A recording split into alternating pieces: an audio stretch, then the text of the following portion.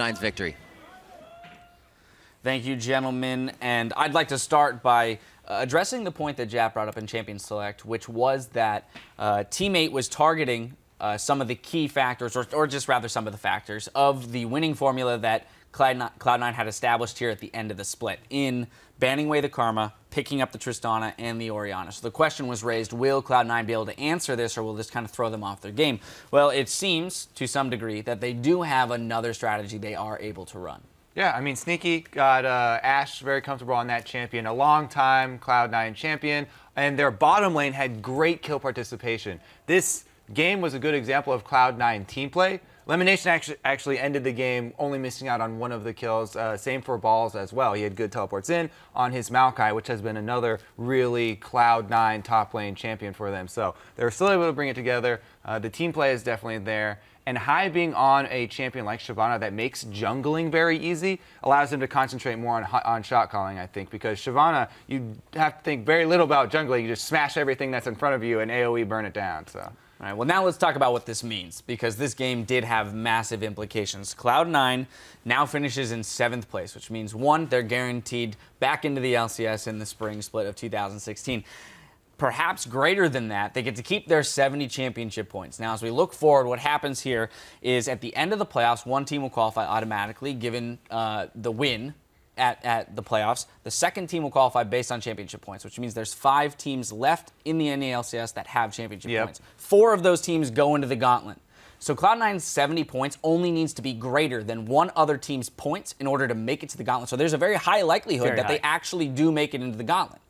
Given that, given this victory, given the fact that they have 5 weeks now to prepare for the gauntlet, what does this mean for a Cloud9 team? Well, it means they get way more time to work around Hai as a jungler and shot calling. He gets a month plus to actually work on his jungling, improve his pool, see what style he wants to have on the team, and dictate that. So we've seen in this last few weeks that coming together is good. They need to diversify their playbook a little bit for the gauntlet, because you go through every stage of it against a different team playing a best of, and they're going to be at the very bottom.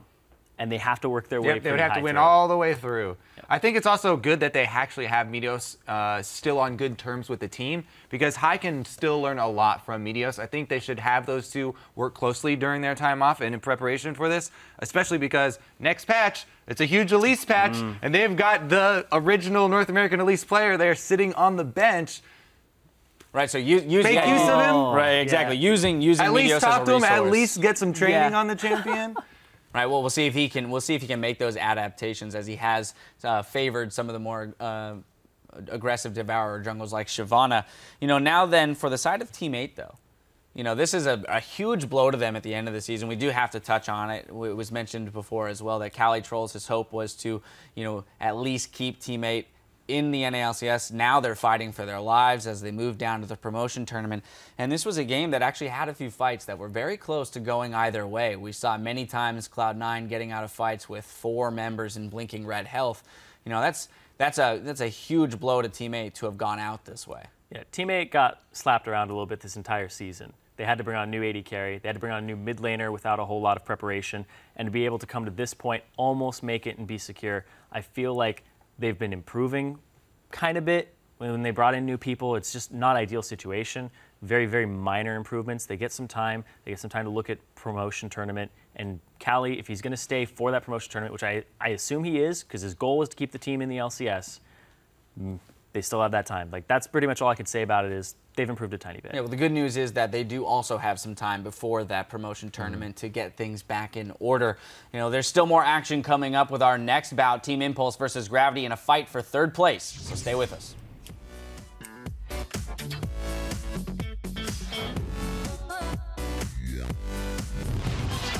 Getting the last ounces of effort ready to leave it all on the rift against Cloud9. But they do a nice shockwave, stops it back. The arrow comes through to help out Hai. That's a wild growth onto the dragon. This is what they've been trying to avoid. There's the arrow coming in. Is Cali Trolls gonna take it all the way? Shen. Oh